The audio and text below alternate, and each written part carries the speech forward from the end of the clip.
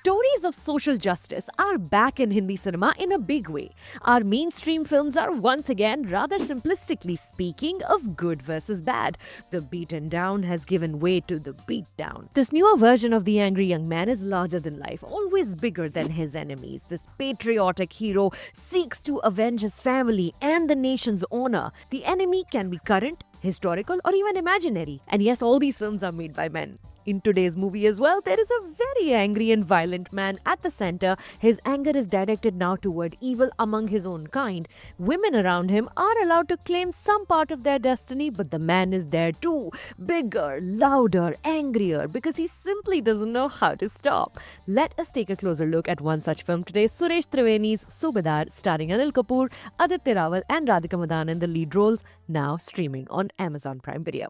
Hi, my name is Sucharita. Welcome to this YouTube channel where I talk about cinema and I bring to you weekly reviews, conversations with filmmakers, and coverage from major international film festivals, around the world. If you are new here, you're looking for movie reviews, welcome! Make sure you click that big subscribe button right underneath. That way you get more uninterrupted cinema commentary delivered straight to your phones. Directed by Suresh Triveni, who also co-wrote it with Prajwal Chandrasekhar, Subedar tells the story of a retired army man, Subedar Arjun Maurya, returning to his hometown after decades of government service. A fresh widower, Arjun lives with his college-going daughter Shyama, who's played by Madan.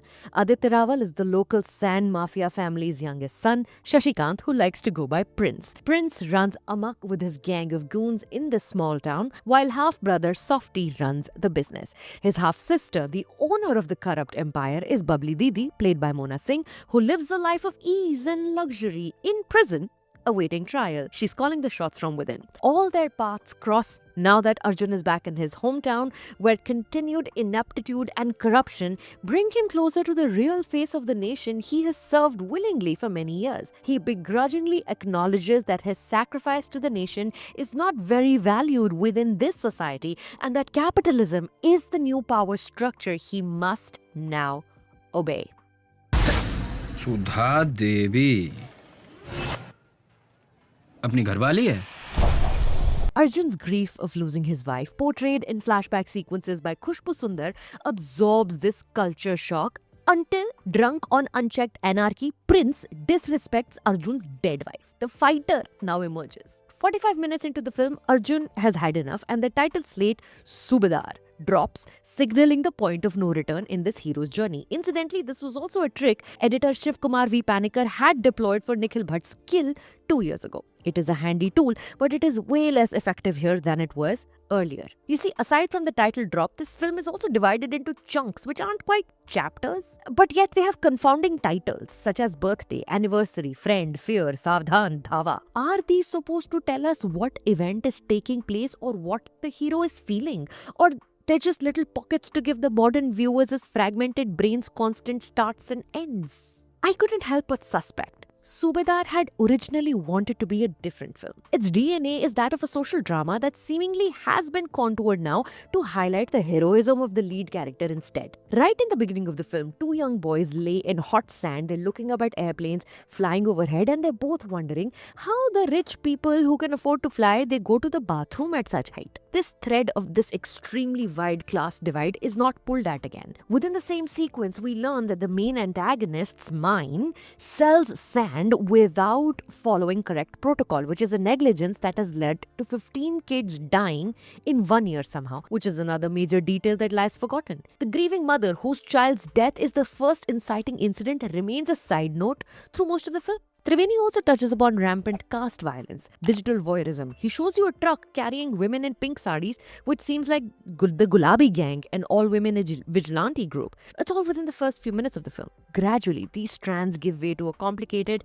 but rather conventional revenge template. All edges are sanded off in the service of I'm not sure what. One thing is for certain, this may be the start of a new franchise for Anil Kapoor, a newer, older action hero who suffers no fools. और भौजी सब ठीक?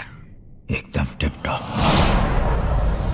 Before we move on to the rest of the characters and the review, here is a reminder that at the end of this review, as always, I will recommend a movie to you, or a show, or a podcast, or a book, one or more, within the same general genre of what we're talking about right now, right here. So stick around for that. It's called Relation Mein Recommendation. Now, Aditya Rawal's prince, the main evil one must rally against, is the broadest character in this film. He's already written as a stereotype. Rawal's performance is pitched extremely flat. He remains the same trigger-happy guy from the first sequence, torturing his own friends at a water park, till the last sequence where he's torturing Anil Kapoor surrounded by the same guys from the water park. The guys also, his troupe, every single lackey we've seen in every single small-town Indian gangster film. The shtick gets old fast. Not that it can't be reinvented. Aishwarya Thakre and Anurag Kashyap's Nishanchi, Adarsh Gaurav and Rajan DK's Guns and Gulabs.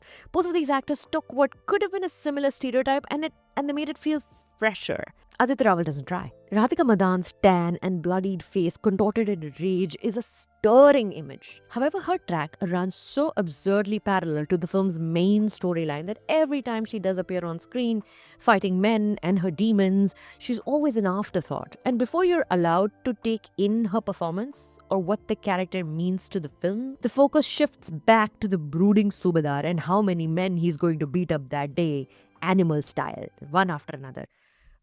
Same goes for Mona Singh, who, by the way, I'm realizing is great at accents. You never quite learn why Bubbly Didi is so feared and so powerful.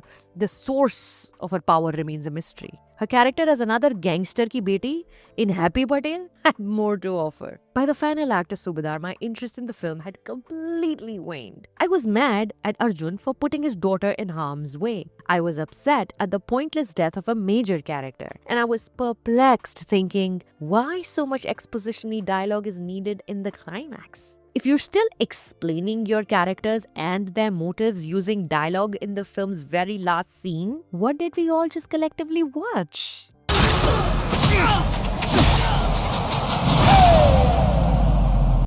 Alright, as promised, here's today's Relation Mein recommendation. For a film that centers on people who actually suffer when a certain few amass power in local communities, watch Devashish Makhija's Joram.